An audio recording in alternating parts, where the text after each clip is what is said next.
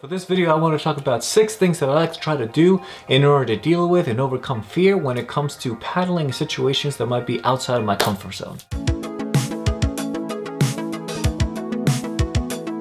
The first one that I always like to talk about and I always bring up anytime I can is taking classes, because when you take classes and you wind up being with an instructor that really knows what they're doing, they could put you at ease about so many things that could be causing fear. For example, one of my fears is rock gardening and playing next to really big rocks. Recently, Jorge and I got to take a really great rock gardening class up in Rhode Island. John was a fantastic instructor. He eased me into it. He had me having fun the entire day. He let me push my boundaries, but also allowed me to stay within a comfort zone so that I was still having fun. And at one point, we were next to a bunch of rocks and he told me, you know what, this would be good for you, jump in and see what it's like. And I thought, I'm gonna be swimming near rocks at some point. Why not do it right now when I have John looking over me? And I was able to jump in and feel what it was like swimming right next to the rocks, something that usually terrifies me. Instead, John turned it into a really great learning experience. Second for me, and very important, is the support from a strong group of paddlers. And that is a group of paddlers that you trust, that if conditions change or if you find yourself in a situation that you're not very comfortable, you know that together you're going to be able to take care of most things that might come up. So for example, when I go surfing and I meet up with the guys out in Long Island, those guys all really know what they're doing. And a lot of times they're out of stuff bigger than I'm used to. So whenever I'm there, I know that I'm usually picking the smaller stuff to surf in, but I know that if something happens, they have my back. Same thing happens in the winter when we go in conditions that are not really that favorable. We still go as a strong group and we actually push ourselves. For example, we'll go rolling, we'll jump out of our boats, we'll do rescues in very cold water so that we can understand what that's like. And we feel more comfortable if conditions do arise,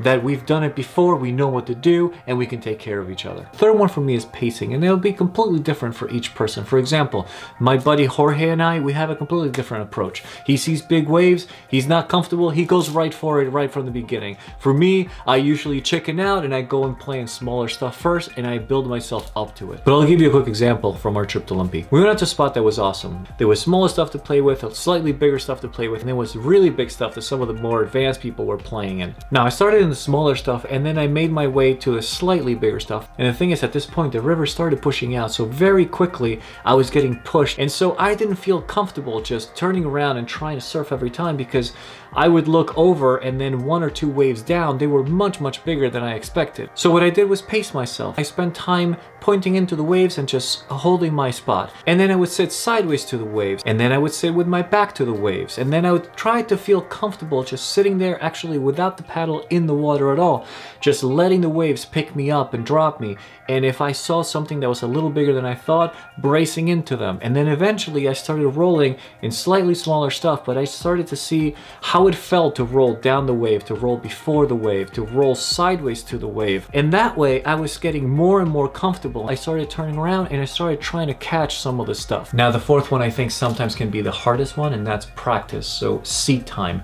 Time in your kayak doing these things. For me, it's the hardest one because I don't have a lot of these features nearby. So my group has to travel in order to get that. Where we are in New York, the surf is not really that great for longboat surfing, so we have to travel to hopefully get some conditions. But a lot of times when we get out there, conditions are really not that great. But we jump in anyway, but it's just not a regular occurrence. So every chance we get, be it in a tiny tide race or even in 1-footers, we go and we try to play in them because we don't get that many opportunities. For example, the wave that knocked me out this weekend, I had been practicing for rolling after a situation like that for a long time, and still I was disoriented, my paddle got stuck in the sand, and after a little while I just pulled out and got out instead of just hanging out upside down. The same thing goes for launching and surf, landing and surf. For strong winds, see what it's like. What does it do to your kayak when you're paddling in strong winds? The fifth thing that helps me get through the fear is safety gear.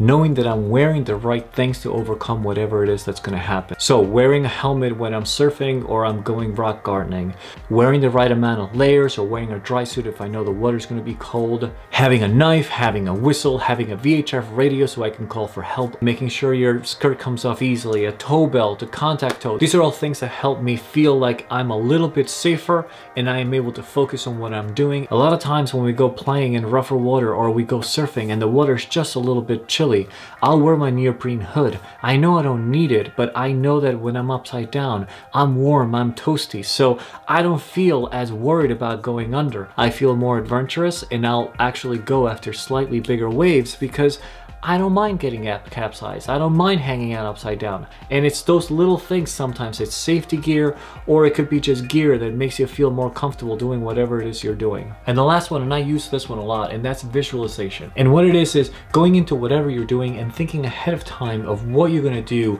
in specific scenarios. So for example, if I know I'm gonna be getting hit by a wave, I wanna visualize what it's gonna be like being upside down so I can be ready to roll up. Or visualizing what it would be like if you can't get the tab of your skirt, pulling the skirt from the side to set yourself off, or if that even doesn't work, being able to push yourself out of the kayak.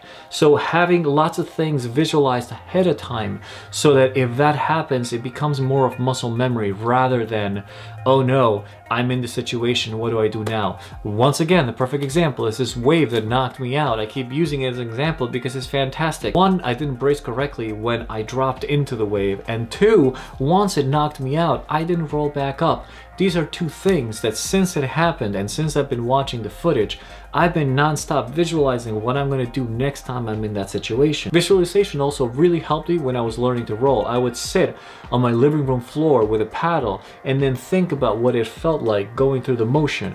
And then once I was actually in the pool trying it, I wasn't as afraid of being capsized because I was thinking I was actually doing exactly the same thing I was doing comfortably in my living room floor.